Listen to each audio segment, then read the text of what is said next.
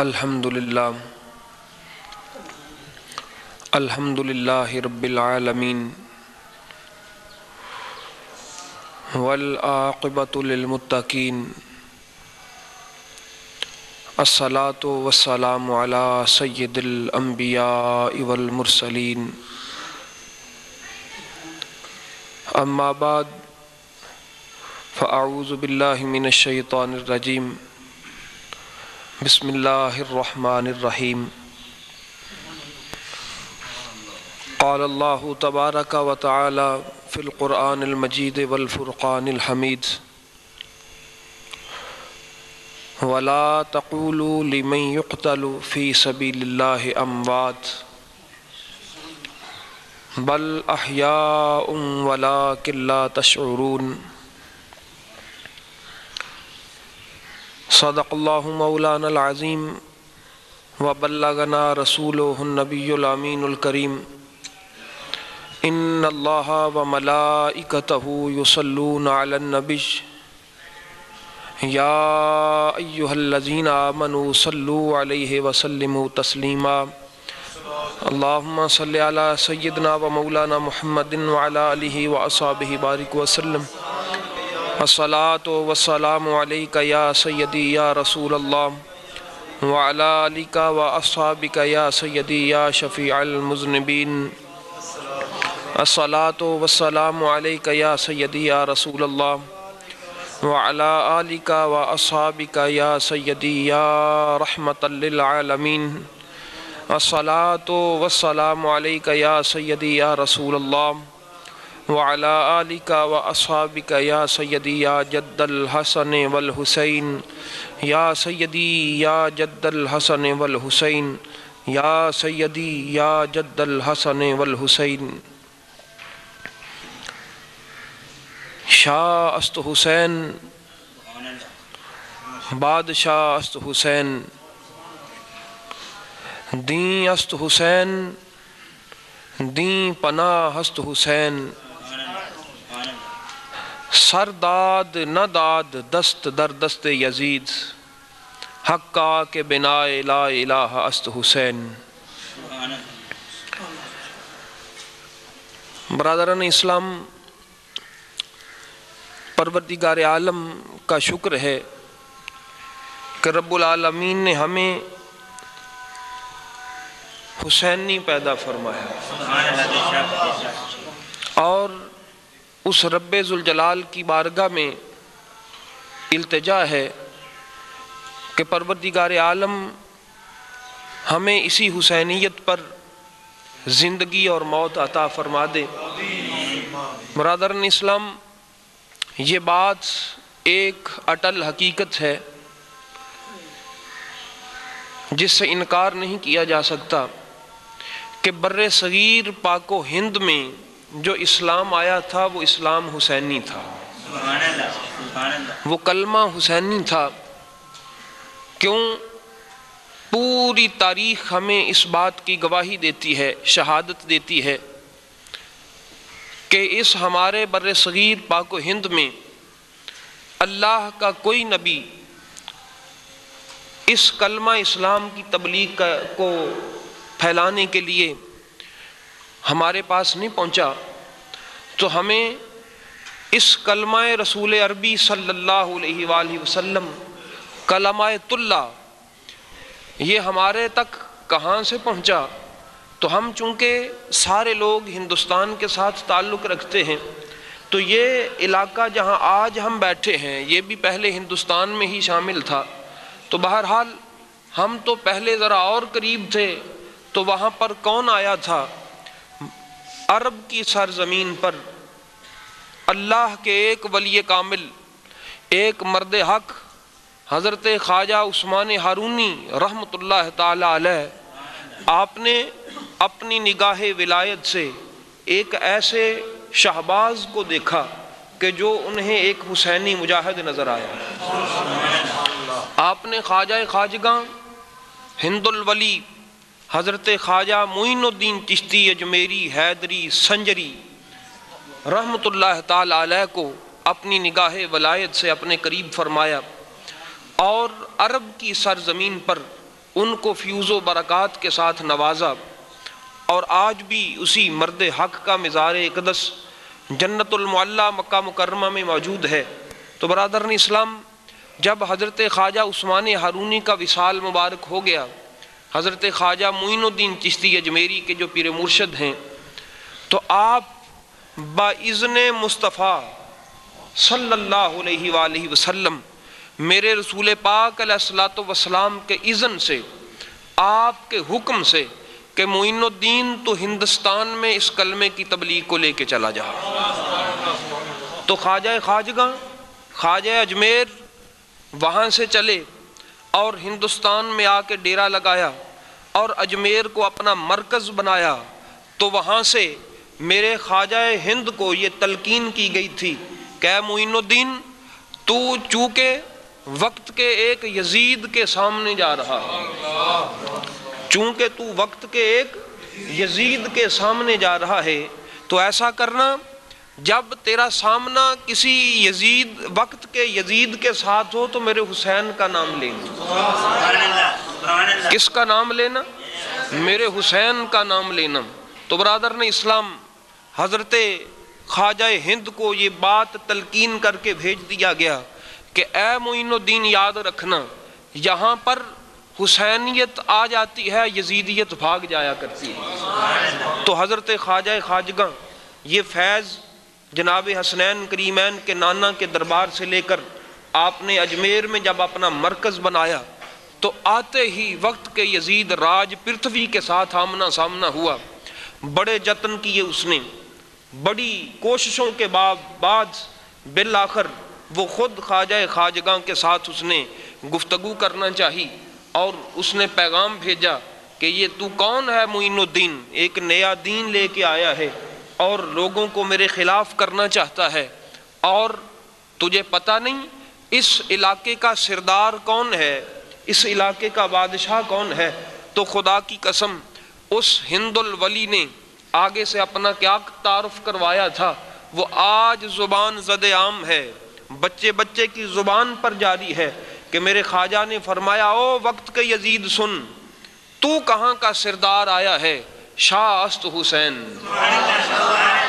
سردار تو نہیں ہے، معین الدین عرب سے فیض لے کے آیا ہے، اور جس کے نانا کا فیض ہے معین الدین تو اسی کا نام لے گا۔ فرمایا کہ شاہ است حسین، تجھے میں سردار نہیں مانتا، معین الدین کے سردار کا نام حسین ہے۔ معین الدین کے سردار کا نام کیا ہے؟ حسین ہے۔ بادشاہ است حسین، میرا بادشاہ بھی لجپال حسین ہے، میرا بادشاہ بھی لجپال حسین ہے۔ اور سن، تو مجھے کس دین کی باتیں بتانا چاہتا ہے؟ میں آپ کو یہ ایک ضروری بات بتا دینا چاہتا ہوں، بر صغیر پاک و ہند کے مسلمانوں، حضرت خواجہ معین الدین اس بر صغیر میں آئے تو خدا کی قسم آپ نے کفار کے سامنے ہو کر یہ نہیں کہا کہ دین ہست اسلام، میرے دین کا نام اسلام ہے، نہیں، خدا کی قسم وہ مرد حق اللہ کے محبوب کریم کی بارگاہ سے فیض لے کے جب ہندوستان میں آیا تو کیا تعارف کروایا کہ دین ہست اسلام، میرا دین اسلام ہے؟ انہوں نے کہا نہیں، ایسا میں نہیں کہوں گا، میں تو اس کا نام لوں گا، اسلام بھی بیچ میں آ جائے، سب کچھ بیچ میں آ جائے۔ فرمایا دین ہست حسین، میرے دین کا نام حسین ہے، میرے دین کا نام کیا ہے؟ میں حسینی ہوں، میرے دین کا نام حسین ہے۔ تو برادران اسلام، پروردگار عالم کے اس مجاہد نے جب یہ بات بتائی اور فرمایا تو مجھے ڈرانے آیا ہے، دھمکانے آیا ہے، پریشان کرنے آیا ہے، تمہیں خبر نہیں کہ دین پناہ ہست حسین، کہ اس دین کا راکھا بھی حسین ہے، اس دین کا راکھا بھی حسین ہے۔ تو یارو یہ بات یاد رکھ لو کہ بر صغیر میں حضرت خواجہ ہند آئے تو انہوں نے جب ہمیں کلمہ پڑھایا، ہمارے جو بڑے جتنے بھی بزرگ تھے، آپ جتنی بھی نسلوں کو دیکھ لو، کوئی سکھ تھا، کوئی ہندو تھا، چوتھی پانچویں چھٹی جگہ پر جا کر یہ کس کا فیض ہے؟ یہ اسی خواجہ اجمیر کا فیض ہے کہ آج ہمیں کلمہ رسول پاک علیہ الصلوۃ والسلام نصیب ہے۔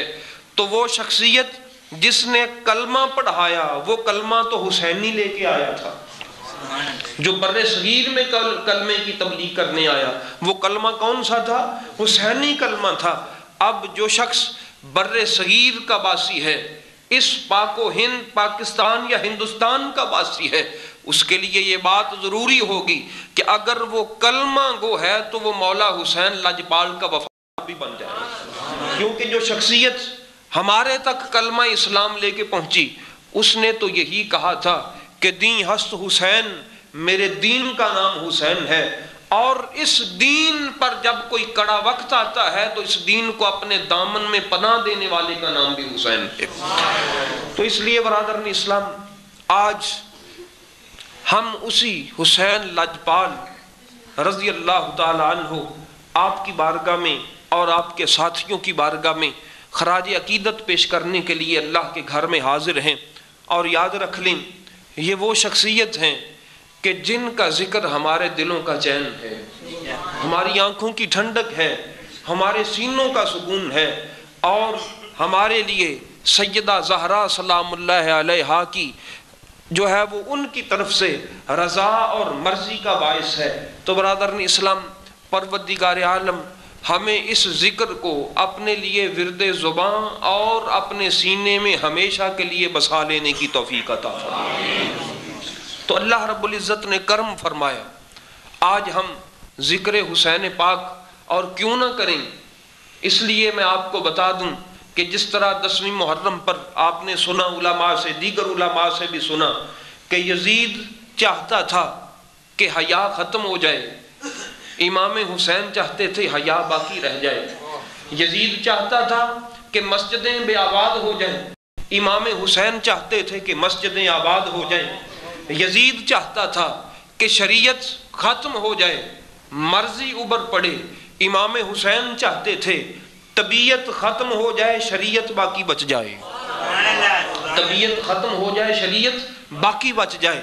تو برادران اسلام، آپ اپنی نگاہوں سے دیکھیں، اگر تو مسجدیں آباد ہیں تو حسین بھی زندہ ہے، اگر تو حیا باقی ہے تو لاجپال حسین بھی زندہ ہے، اگر شریعت باقی ہے تو لاجپال حسین بھی زندہ ہے، اگر مسجدیں بے آباد ہیں تو یزید زندہ ہے، اگر حیا ختم ہو گئی تو یزید زندہ ہے، اگر شریعت ختم ہو گئی تو یزید زندہ ہے۔ نہیں برادران اسلام، شریعت بھی للہ الحمد موجود ہے، حیا بھی موجود ہے، اور اللہ کی یہ مساجد بھی آباد ہیں۔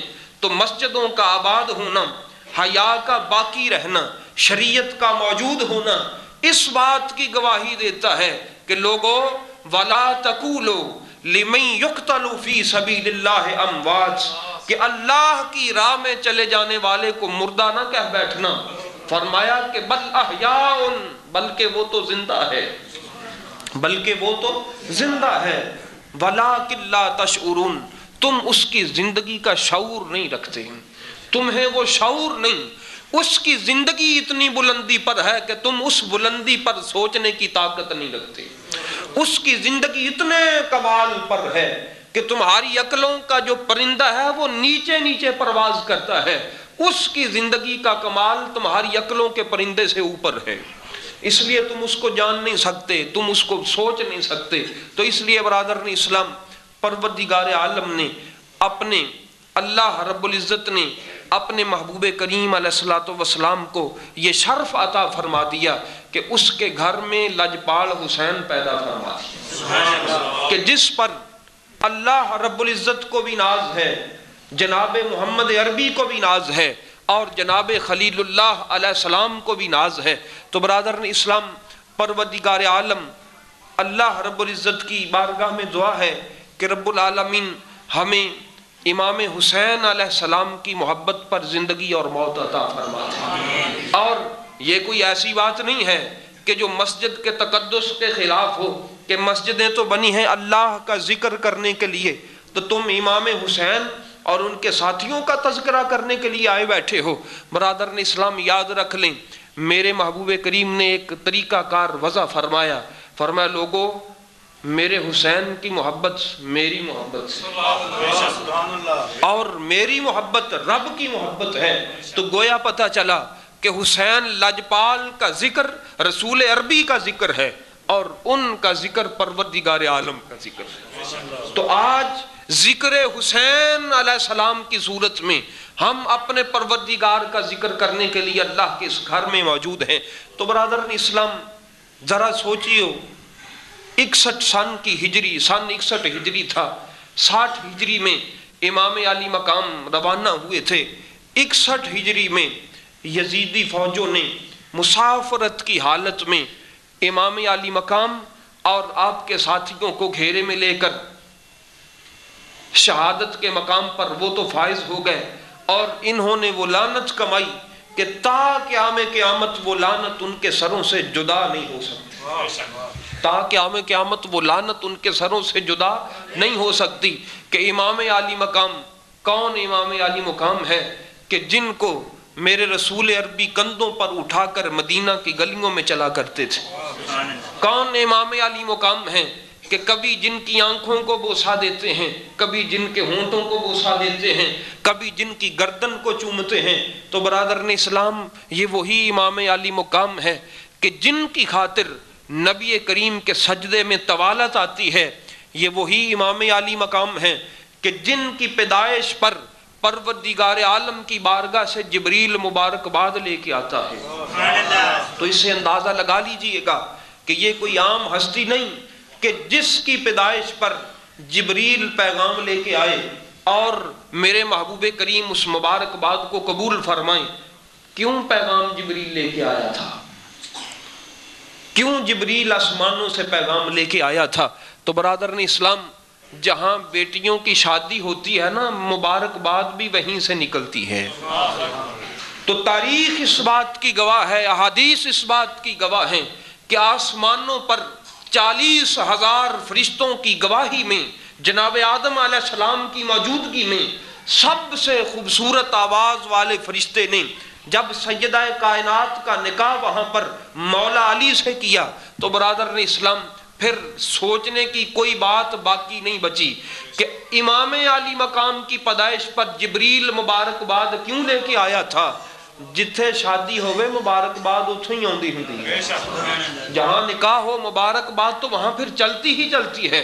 تو اس لیے برادران اسلام یہ وہ عالی مقام ہیں کہ جن کے آنے پر پروردگار عالم کی بارگاہ سے مبارکباد بھیجی جا رہی ہے کہ اے محبوب تجھے مبارک ہو کہ وہ وفدیناہ بذبح عظیم ہم نے جسے بنایا ہے، جو جناب اسماعیل علیہ السلام کی جگہ پر ابراہیم علیہ السلام کا قرض اتارے گا، وہ حسین آ گیا ہے۔ کون آ گیا ہے؟ وہ حسین آ گیا ہے۔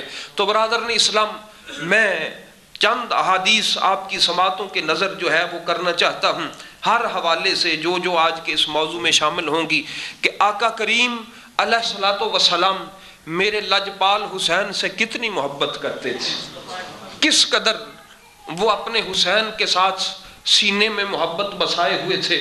تو اسی طرح حضرت سیدہ ام سلمہ رضی اللہ تعالی عنہ آپ ارشاد فرماتی ہیں کہ میں نے دیکھا کہ ان رسول اللہ صلی اللہ علیہ وآلہ وسلم اضطجع ذات یوم فاستيقظ وهو خاسر وفي يده تربته حمراء۔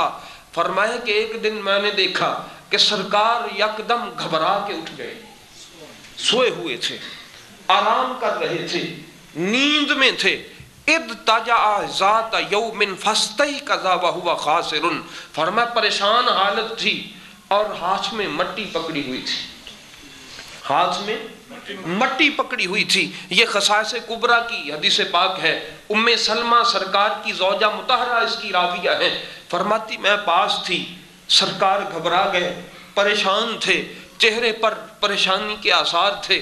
تو برادران اسلام اماں جی سیدہ مائی پاک سیدہ ام سلمہ نے عرض کی کہ لاجپال آقا سرتاج کیا بات ہے، آپ کو ایسے گھبرائے ہوئے میں نے پہلے کبھی نہیں دیکھا، آپ کے چہرے پر پریشانی کے آثار کیوں ہیں، آپ کے چہرے پر گھبراہٹ کیوں ہے، اور آپ کے ہاتھوں میں یہ مٹی کیسی ہے؟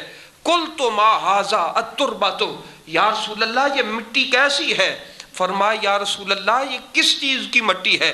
تو سرکار نے فرمایا قال اخبرنی جبریل ان ھذا یعنی الحسین یقتل بارض العراق وہذہ تربتھا، کہ میری زوجہ مطہرہ میں سویا ہوا تھا، ابھی ابھی جبریل میرے پاس خبر لے کے آیا ہے کہ لجپال آقا یہ مقتل حسین کی مٹی ہے اور تیرے حسین کو عراق کی سرزمین پر قتل کر دیا جائے گا۔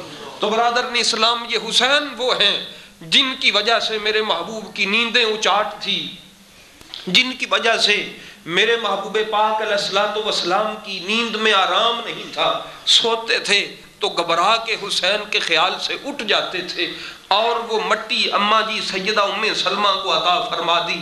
فرمایا اے میری بیوی، جس دن یہ مٹی خون بن جائے تو یاد رکھ لینا میرا حسین اس دن قتل کر دیا گیا ہوگا۔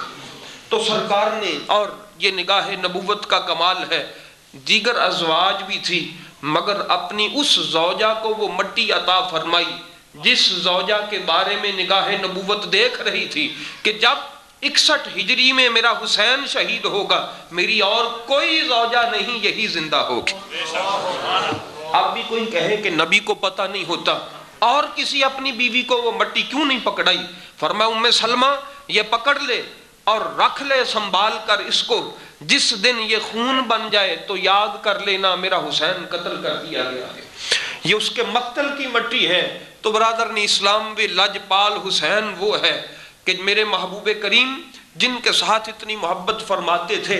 اسی طرح اور بھی احادیث موجود ہیں کہ سرکار دو عالم کے پاس ایک دن بارش پر جو موکل فرشتہ ہے وہ آیا، اس بارش پر موکل فرشتے نے آ کر سرکار کی بارگاہ میں حاضری دی، ادھر سے میرے لاجپال حسین آ گئے، چھوٹے سے بچے ہیں، سرکار نے ان کو اٹھایا، سینے سے لگایا، چوما، محبت فرمائی، تو وہ فرشتہ کہنے لگا یا رسول اللہ آپ اس کے ساتھ اتنی محبت فرماتے ہیں؟ فرمایا ہاں مجھے یہ بڑا پیارا ہے۔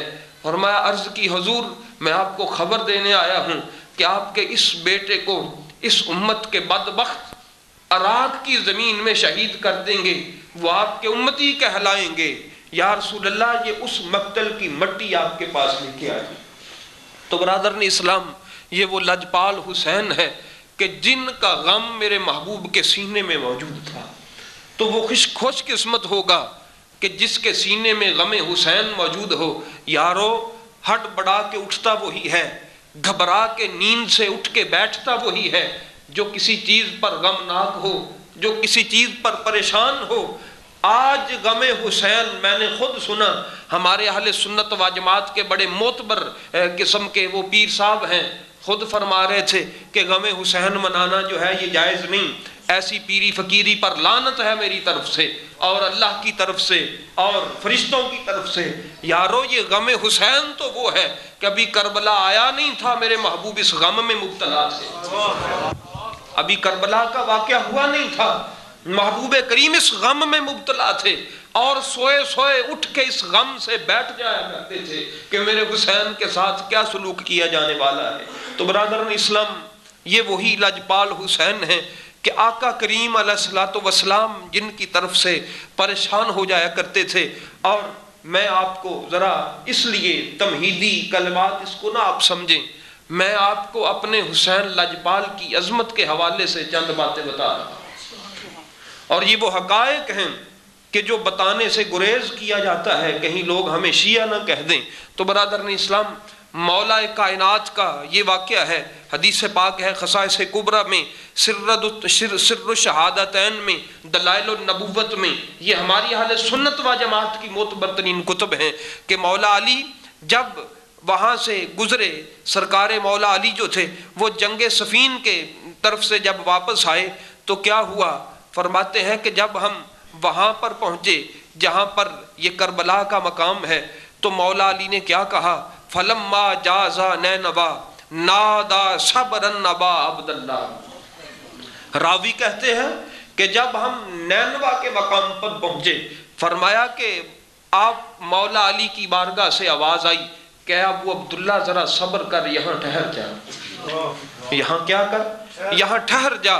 فرمایا کہ بشط الفرات، اس فرات کے کنارے پر ذرا رک کے جانا، علی یہاں ٹھہرنا چاہتا ہے، علی یہاں ٹھہرنا چاہتا ہے۔ تو برادر اسلام، کل تو ماذا، تو میں نے کہا یہ کیا ہے، کیوں صبر کیا جا رہا ہے یہاں پر، فرات کے کنارے پر علی کیوں رکا جا رہا ہے؟ تو مولا علی نے کہا ان النبی صلی اللہ علیہ وآلہ وسلم قال حدثنی جبریل ان الحسین یقتل بشط الفرات، فرمایا وآرانی قبضۃ من تربۃ، فرمایا کہ میرے آقا کریم نے مجھے وہ بات بتائی تھی کہ علی تیرے بیٹے حسین کو اسی فرات کے کنارے شہید کیا جائے گا۔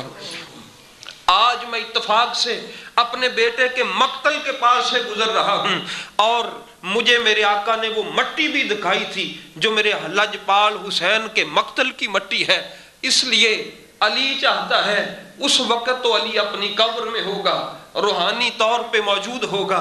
اے میرے دوست، علی آج اپنے لاڈلے کے مقتل کو محبت سے دیکھنا چاہتا ہے۔ راوی کہتے ہیں خدا کی قسم مولا علی وہاں پر بیٹھ گئے اور اس مٹی کو ٹٹولنے لگے، اور دل میں خیال تو آتا ہوگا برادران اسلام کہ یہ وہی مٹی ہے جہاں پر میرے لاڈلے کی لاش تڑپے گی، جہاں پر میرے گھر والوں کو ذبح کیا جائے گا، جہاں پر میرے معصوم میرے خاندان کے بچوں پر تیر چلائے جائیں گے، جہاں پر میرے خاندان کی بے حرمتیاں کی جائیں گی، جہاں پر وہ حسین تڑپے گا جس کے ایک ایک قدم پر میرے محبوب تڑپ جایا کرتے تھے۔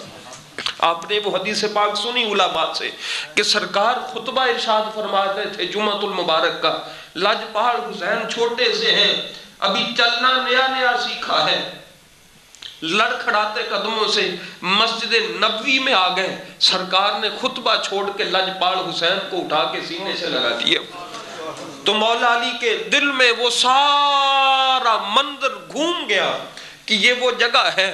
فرمایا میرے دوست مجھے یہاں رکنے دے، مجھے یہاں بیٹھنے دے، مجھے یہاں صبر کرنے دے، میں اپنے لاڈلے حسین کے مقتل کو محبت سے دیکھنا چاہتا ہوں۔ تو برادر نے اسلام دعا نہیں کی کہ یا اللہ میرے حسین کو بچا لے، بلکہ یہ دعا کی اللہم آت الحسین صبرا واجرا، مالک اس کربلا کے میدان میں میرے حسین کو صبر عطا فرما دینا، صبر عطا فرما دینا۔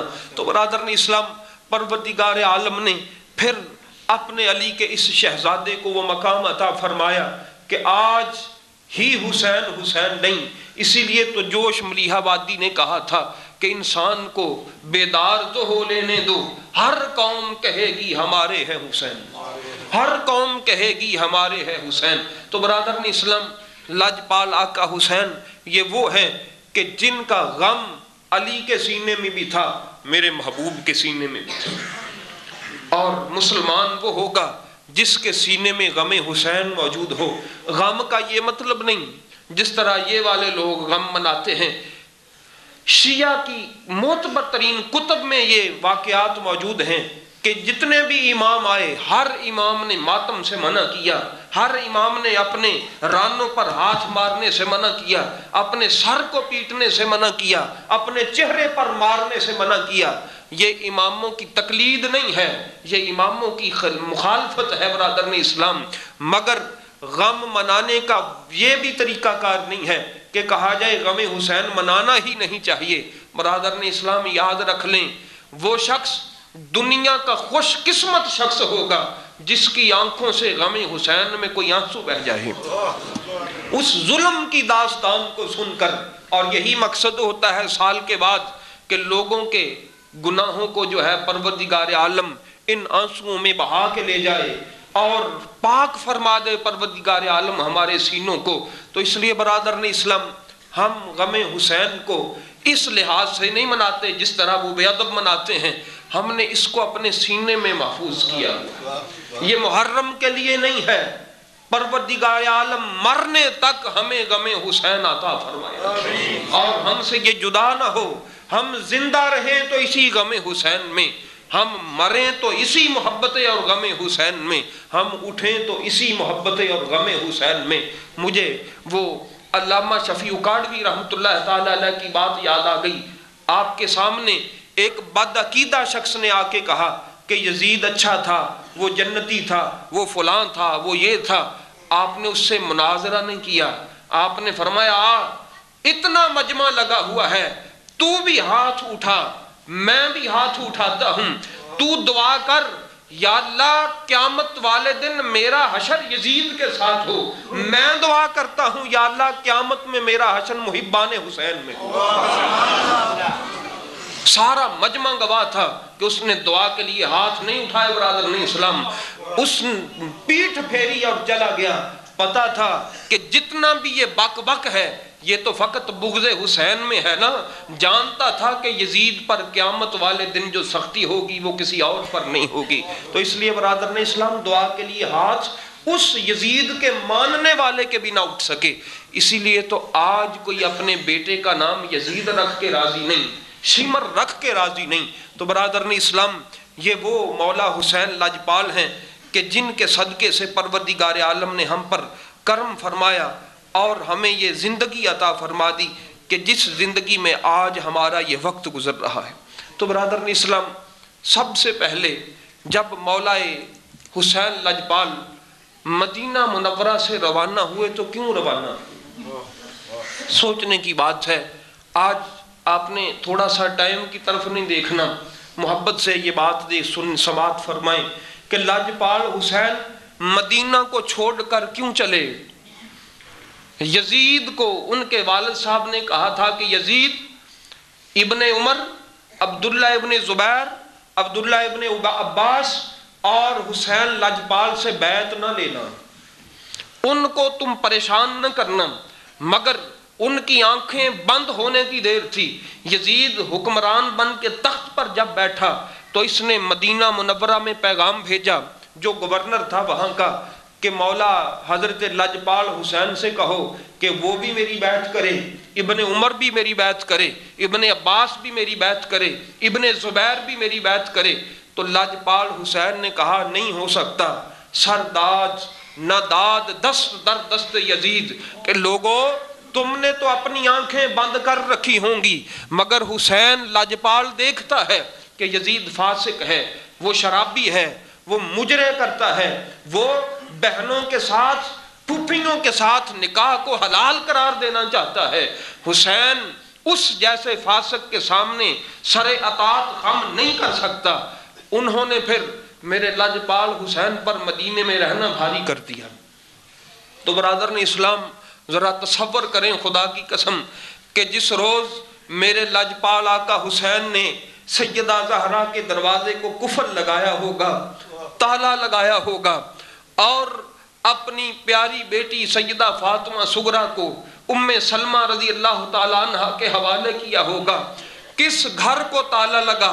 جس گھر میں جبریل وحی لے کے آیا کرتے تھے، جو گھر حیدر کرار کا بسیرا تھا، جس گھر میں جا کے میرے مصطفیٰ کو سکون ملتا تھا، آج حسین لاجپال اس کو کن ہاتھوں سے تالا لگا رہا ہے؟ لوگوں ہمیں اپنے گھر کو تالا لگا کے جانا پڑے تو تصور کرو ذرا، ہمارے لیے وہ مشکل ہے۔ آج اگر ہمارے لوگوں میں سے کوئی آدمی محلہ بدل کر کسی دوسرے محلے میں چلے جائے، اس کے لیے یہ محلہ بدلنا دشوار۔ حسین لاجپال تو سیدہ زہرا کا گھر چھوڑ کے جا رہا ہے اور اپنی لاڈلی بیٹی سیدہ فاطمہ صغریٰ سلام اللہ علیہا ان کو چھوڑ کر جا رہا ہے جو بیمار ہیں بیماری کی وجہ سے۔ تو برادران اسلام میرے لاجپال حسین اپنے گھر والوں کو تیار کر کے جب اپنے نانا کے دربار پر گئے تو تصور کیجئے آپ نے وہاں پر کیا عرض کیا ہوگا کہ نانا جان، اے مدینے کو بسانے والے، اے مدینے کی بیماریوں کو دور کر کے اس کی خاک کو شفا بنانے والے، اے مدینہ منورہ کے سرتاج، اے وہ نبی جس نے مدینے والوں کو ساری دنیا کی آنکھوں کا تارا بنا دیا ہے، آج تیرا وہ حسین جس کو آپ اپنے کندھوں پہ اٹھا کے مدینے کی گلیوں میں پھرا کرتے تھے، جن کو آپ نازوں سے پالا کرتے تھے، جن کو اپنی گود میں بٹھا کر بوسے دیا کرتے تھے، اے رسول معظم دیکھیے آج آپ کے حسین کا مدینہ میں رہنا دشوار کیا جا چکا ہے۔ آج ہے مدینہ وہی جہاں پر لوگوں کو پناہ ملتی تھی، جس کا نانا سارے لوگوں کو پناہ دیتا تھا، آج اسی کے بیٹے کو مدینہ سے نکالا جا رہا ہے۔ اے حسین بیعت کر یزید کی ورنہ تو یہاں پر نہیں رہ سکتا۔ تو برادران اسلام، یہ کوئی تھوڑی تکلیف اور تھوڑے کرب کی بات نہیں ہے کہ لاجپال حسین کا مدینے میں رہنا جو ہے وہ دو بھر کر دیا گیا۔ میرے آقا حسین مدینہ منورہ سے نکلے، اپنے گھر سے نکل کر نانا کی قبر پر، یہ بھی ایک تفصیل والا واقعہ ہے مگر میں مختصر کرتا چلا جاؤں، اس کے بعد اپنی والدہ سیدہ زہرا کی قبر پر، امام حسن مجتبی کی قبر پر، اور عرض کی اماں جان آج تیرے حسین کو مدینے سے زبردستی نکالا جا رہا ہے اور یہاں پر رہنا دشوار کیا جا رہا ہے، یہاں پر اس کو رہنے پر تکلیفیں دینے کا پروگرام بنایا جا رہا ہے۔ تو برادران اسلام، سیدہ زہرا کی قبر نہ تڑپی ہوگی، ان کی روح کو تکلیف نہ ہوئی ہوگی، اور ادھر آپ کے نانا جان کا اپنی قبر انور میں کیا کیفیت ہوگی۔ تو برادران اسلام، اس دردناک کیفیت سے لاجپال حسین اپنے پاک اہل بیت اطہار کو لے کر مدینہ منورہ سے مکہ مکرمہ کی طرف روانہ۔ یہ دردناک انداز تھا جناب حسین لاجپال کا مدینہ منورہ سے مکہ مکرمہ کی طرف روانگی کرنے پر، اور اپنے نانا کی قبر پر کھڑے ہو کر میرے لاجپال آقا حسین ایک جملہ کہا تھا کہ نانا جان، میں اس شہر کو چھوڑ کے جا رہا ہوں جو شہر مجھے سب سے پیارا، جو شہر مجھے سب سے پیارا ہے، مگر میں کیا کروں، آج مجھے اس شہر سے نکلنے پر مجبور کیا جا رہا ہے۔ تو برادران اسلام، مکہ مکرمہ میں آپ نے سکونت اختیار فرمائی، وہاں پر کوفے سے خط آئے، امام علی مقام کو صحابہ نے بار بار کہا، جناب عبداللہ ابن عمر کھڑے ہو گئے، عرض کی لاجپال حسین اللہ کے واسطے کوفے نہ جائیے گا۔ ابن عباس کھڑے ہوئے کہ دل میں تھا کہ ہم نے اپنے آقا کی زبانی سنا ہے کہ حسین وہیں پر قتل کیا جائے گا، ہر صحابی ڈر رہا ہے کہ لاجپال حسین کوفے نہ جائیے گا۔ تو برادران اسلام، ادھر صحابہ ہیں، ادھر ان کی خطوط ہیں۔ میرے لاجپال حسین نے صحابہ سے کہا، سنو میرے محبوب کے صحابہ، میں تمہارے جذبات کی قدر کرتا ہوں مگر مجھے مسلم ابن عقیل کو بھیج لینے دو، اگر تو وہاں کے حالات ٹھیک ہوئے تو میں چلا جاتا ہوں، اگر نہ ہوئے تو جیسے تم کہے گو حسین ویسے ہی کرے گا۔ اب امام سیدنا مسلم بن عقیل کو بھیج دیا گیا، روانہ کر دیا گیا، تو وہ کوفی لا یوفی جو ابھی تک امام علی مقام کی وفاداری پر کمر باندھے ہوئے تھے، جو ہی امام مسلم بن عقیل کی بیعت بھی کی، 40,000 بندے نے وہاں پر، ادھر سے ابن زیاد آ گیا۔ ابن زیاد نے آ کر کوفہ والوں کو ڈرایا دھمکایا کہ کوفہ والوں، جو بھی اہل بیت کے اس فرد کے ہاتھوں میں ہاتھ دے گا میں اس کا سر تن سے جدا کر دوں گا۔ تو وہی کوفی جو کٹ مرنے کو تیار تھے، امام علی مقام جناب امام مسلم بن عقیل کے پیچھے ایک بھی نظر نہیں آتا، سب ہاتھ ساتھ چھوڑ گئے۔ المختصر، حضرت امام مسلم بن عقیل کو گرفتار کر کے جناب ہانی کے گھر سے لے کے آیا گیا، اور بڑے ہی دردناک انداز میں امام مسلم بن عقیل کو چھت پہ کھڑا کر کے بنیرے پر، یہ جو اس کا بنیرا جس کو کہتے ہیں، وہاں پر رکھ کر آپ کے سر انور کو جدا کر کے سر بھی نیچے پھینک دیا گیا، لاش بھی نیچے پھینک دی گئی۔ اس انداز سے ظلم کیا۔ تو اس وقت امام مسلم بن عقیل نے کسی کو کہا کہ اللہ واسطے کوئی جا کے میرے لاجپال حسین کو بتا دے۔ ادھر جب ابن زیاد کے سامنے مسلم بن عقیل کو پیش کیا جا رہا تھا تو امام مسلم بن عقیل رونے لگے، آنسو بہنے لگے۔ تو ایک بدبخت نے کہا کہ اے مسلم، اب ڈر رہا ہے موت سے، تجھے رونا آ گیا؟ فرمایا واللہ و خدا جس کے ہاتھ میں میری جان ہے، ہم اہل بیت موت سے نہیں ڈرتے، میں تو اس وقت کے لیے رو رہا ہوں کہ میرا لاجپال حسین اپنے بچے لے کے آ رہا ہے۔ تم نے مجھے اپنی موت کا رونا نہیں، مجھے تو وہ وقت نظر آ رہا ہے کہ میرا حسین آئے گا، تم اس کے ساتھ کیا سلوک کرو گے؟ اوہ خدا را کوئی میرے حسین کو جا کے پیغام دے دے کہ لاجپال حسین واپس چلا جا۔ یہ وہ لوگ ہیں جنہوں نے تیرے بابا سے بھی وفا نہیں کی تھی، تیرے ساتھ وفا کیسے کرے؟ مگر برادران اسلام، بڑے ہی دردناک انداز میں، اور پھر امام مسلم بن عقیل کے شہزادوں کو بھی قتل کر دیا گیا۔ تو وہاں پر حارث نامی ایک درندہ تھا، اسی کی بیوی نے اپنے گھر میں بچوں کو پناہ دی تھی، وہ محب اہل بیت تھی۔ اس نے بڑی منتیں سماجتیں کی کہ اے بدبخت، خدا کے واسطے ان بچوں کو چھوڑ دے، ان کو میں باہر چھوڑ آتی ہوں، ان پر ہاتھ نہ اٹھانا۔ تو برادران اسلام، مگر اس ظالم شخص نے میرے رسول پاک کے اس خاندان کے 2 پھولوں کو بڑی بے دردی سے جب قتل کرنا چاہا، تو اب یہاں پر ایک شاعر نے بڑی مزے کی بات لکھی ہے درد کے حوالے سے کہ کی بڑے بھائی نے قاتل کی یہ منت اس آن، تجھ سے ایک عرض کرتا ہوں اگر تو لے مان، سر میرا پہلے اگر کاٹے تو بڑا ہو احسان۔ بڑے بھائی نے ہاتھ جوڑ کر اس کو کہا کہ میں تیری منت کرتا ہوں کہ میرے چھوٹے بھائی کا میری آنکھوں کے سامنے سر نہ اتارنا۔ تو برادران اسلام، چھوٹے بھائی پہ ہیں قربان میرا سر قربان شوق سے، اور ہر ایک صدمہ و ایذا دکھلا، پر نہ بھائی کا مجھے ننھا سا لاشا دکھلا۔ تو برادران اسلام، مگر اور بھی انہوں نے اپنی درد کا اظہار کیا ہے، مگر اس بدبخت نے شہزادوں کے سر انور کاٹ کر ہاتھوں میں لیے اور ان کی لاشوں کو پانی میں بہا دیے۔ ان کے تن جو تھے ان کو کہاں بہا دی؟ پانی میں۔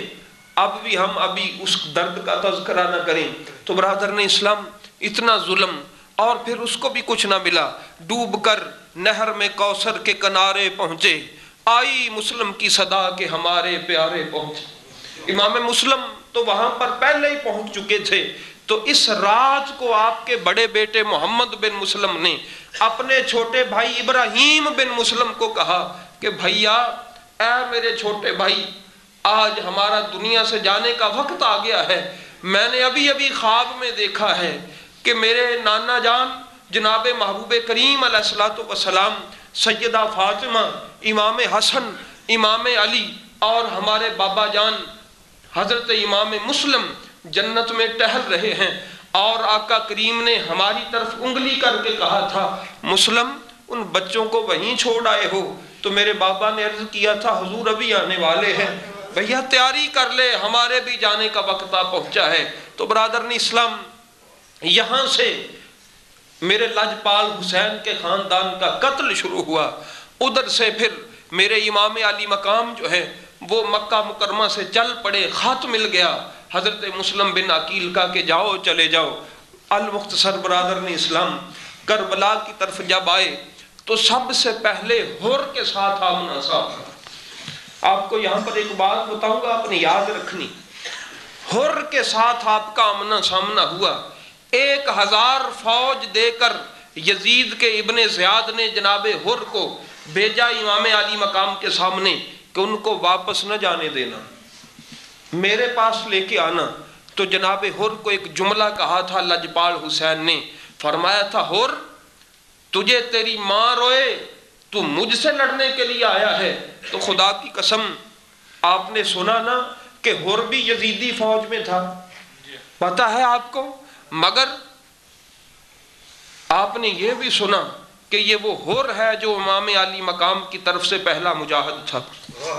یہی وہ حر ہے جو امام علی مقام سے پہلا مجاہد تھا۔ میں سوچا کرتا تھا کہ کس چیز نے حر کی باغیت کو نکال کر امام حسین کا جانثار بنایا تھا، کس چیز نے اس کو ظلم اور اندھیرے سے نکال کر روشنی میں کھڑا کیا تھا۔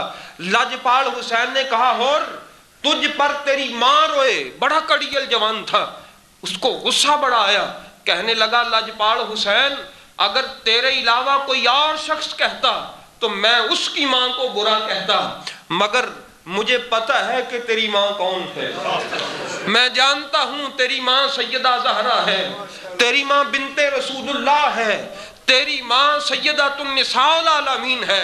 تو برادران اسلام، اسی بات نے جب یزید کا فوجیں لگی ہوئی تھی، حر پیچھے سے آیا، عمر بن سعد جو تھا اس کو اس نے کہا کہ عمر تو امام حسین پر حملہ کرے گا؟ تو ابھی انہی کی طرف سے تھا۔ عمر بن سعد نے کہا ہاں، حملہ کیے بغیر کوئی چارہ نہیں، اب خدا کی قسم میرا ایمان کہتا ہے کہ رب کائنات نے کہا ہور تو نے میری سیدہ زہرا کا ادب کیا ہے، آجا میں تجھے جنتی بنا دیتا ہوں۔ تو نے سیدہ زہرا کا ادب کیا، تجھے غصہ بھی آیا، تجھے تیرے دل میں غصہ بھی آیا، مگر اس غصے کے عالم میں تو نے لجپال حسین کو کہا کیا حسین اگر تیرے علاوہ کسی کی ماں ہوتی، رب نے فرمایا ہور میں کائنات والوں کو بتا دینا چاہتا ہوں کہ جو بھی میری سیدہ زہرا کا مؤدب ہوگا رب اسے اسی طرح جنت عطا فرمائے۔ تو اور کیوں جنت یزید کے لشکر میں سے کیوں نہیں کوئی نکلا برادران اسلام؟ 22,000 لشکر تھا، کتنا لشکر تھا؟ 22,000 لشکر تھا، کیوں یزید کے لشکر میں سے کوئی نہ نکلا؟ صرف حر کیوں نکلا؟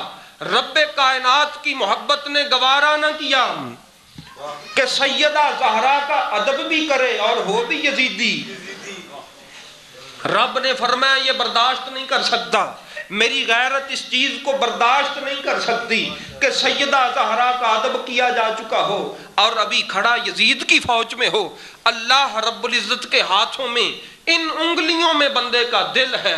رب نے فرمایا ہور تو نے حسین کی اماں کا احترام کیا ہے، آجا میں تجھے حسین کا غلام بنا دوں۔ آیا یزید کی طرف سے تھا مگر مر گیا لجپال حسین کی قدموں پر۔ تو برادران اسلام یہاں پر حضرت حبیب ابن مظاہر کا جو خطبہ تھا وہ آپ سماعت فرمائیں۔ سرکار امام حسین لجپال کی طرف سے تھے، لجپال حسین کے صحاب میں ہیں، انہوں نے کیا خطبہ ارشاد فرمایا؟ امام علی مقام کھڑے ہیں، حبیب ابن مظاہر باہر نکلا۔ یہ ہماری معتبر ترین کتب میں ہیں یہ باتیں، تاریخ طبری میں، ابن اسیر میں، 10 محرم پہ آپ کو میں نے سنائی تھی یہ بات، جو لوگ نہیں تھے وہ بھی سماعت فرما لیں کہ لجپال حسین کا ایک ساتھی نکلا۔ انہوں نے کیا عرض کی؟ انہوں نے کہا یزیدیوں پہچانتے نہیں یہ حسین کون ہے؟ اپنے ہاتھ روک لو، خدا کی قسم ابھی تم بھی ملت اسلامیہ پر ہو، ہم بھی ملت اسلامیہ پر ہیں، ابھی تک تم بھی مسلمان ہم بھی مسلمان۔ یاد رکھ لو اگر حسین لجپال کی طرف تمہارا ہاتھ اٹھ گیا تو تم اور ملت ہم اور ملت، تم اور ملت ہم اور ملت، ہم تو پھر بھی ملت اسلامیہ پر۔ تو برادران اسلام لجپال حسین علیہ السلام کے ساتھی کا خطاب سنیے۔ امام حسین نے یہ نہیں کہا کہ اے حبیب ابن مظاہر ان کو یوں کیوں کہتا ہے کہ تم اور ملت ہم اور ملت۔ لجپال آقا حسین نے خاموشی رکھی اور کائنات والوں کو بتا دیا کہ جو حسین کا دشمن ہے وہ ملت اسلامیہ پر نہیں ہے، وہ ملت اسلامیہ پر نہیں۔ تو برادران اسلام لجپال آقا حسین نے پھر خطبہ ارشاد فرمایا، وہ خطبہ آپ سماعت فرمائیں۔ اس کے الفاظ احادیث کی کتابوں میں آج بھی اسی طرح موجود ہیں، البدایہ والنہایہ میں، اور علامہ صاحب نے طبری کے حوالے سے، ابن اسیر کے حوالہ سے یہ رقم کی، یہ جو اپنا عربی کی عبارات ہیں کہ انہوں نے فرمایا یزیدیو اے کوفیو میرے نسب کو پہچانو کہ میں کون ہوں، میرے نسب کو پہچانو میں کون ہوں، پھر اپنے ضمیر کی طرف دیکھو کہ تمہارا ضمیر تمہیں کیا کہتا ہے۔ کیا میری عزت میری آبرو تم پر حلال ہے؟ تمہیں پتہ نہیں میں اس رسول کا نواسا ہوں جس کا کلمہ تم پڑھنے والے ہو، اس حیدر کا بیٹا ہوں جس کا ایمان بہترین ایمان ہے۔ سنو تمہیں پتہ نہیں کہ میرے لجپال حسین نے کیا کہا تھا؟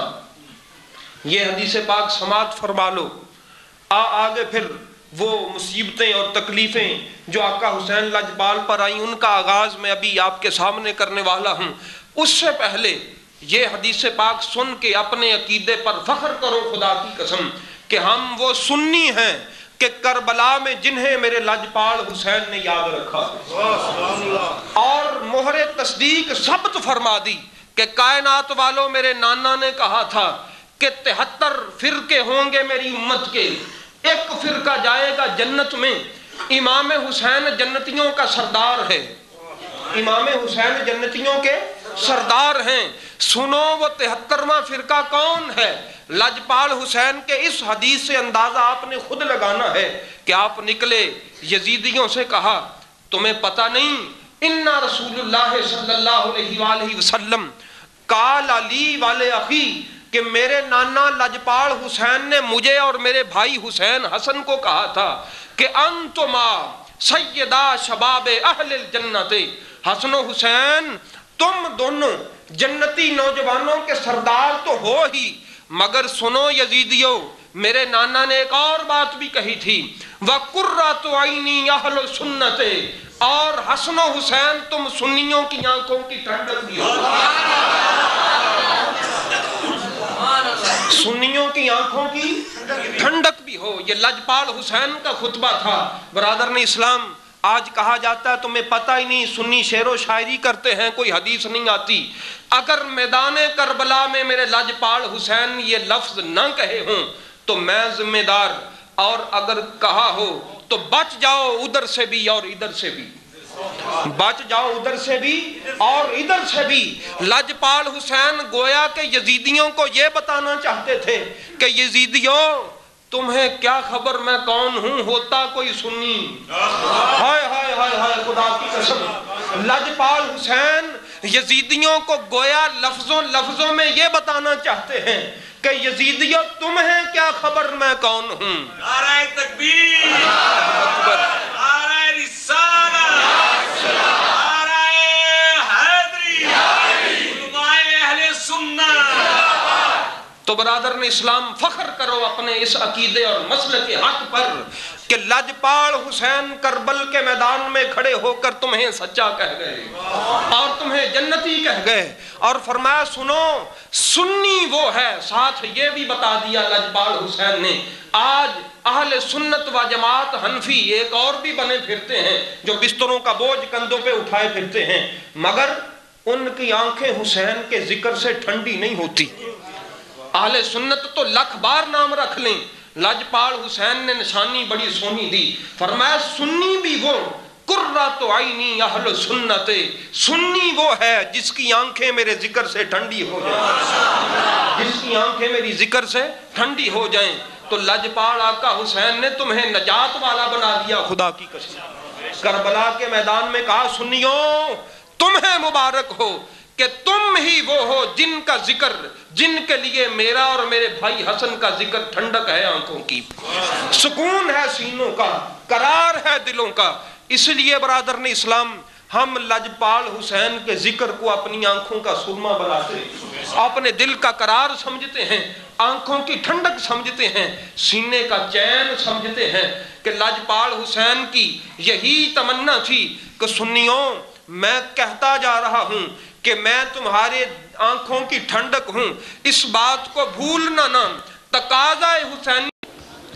حضرات یہ ایک اعلان سماعت فرما لیں، آج کی اس محفل پاک سمیت پاکستان اور بالخصوص فیصل آباد میں ہونے والی تمام بڑی بڑی محافل اور جید علماء اکرام کی ویڈیو سیریز آپ حاصل کر سکتے ہیں فیضان محدث اعظم کیسٹ ہاؤس، جو کہ ارشد مارکیٹ جنگ بازار میں واقع ہے۔ آج کی اس محفل پاک سمیت پورے پاکستان اور بالخصوص فیصل آباد میں ہونے والی تمام بڑی محافل اور ملک پاکستان کے جید علماء اکرام کی آپ ویڈیو سیریز حاصل کر سکتے ہیں۔ ارشد مارکیٹ جنگ بازار، فیضان محدث اعظم کیسٹ ہاؤس، جناب پیر قاری محمد جہانگیر صاحب آپ سے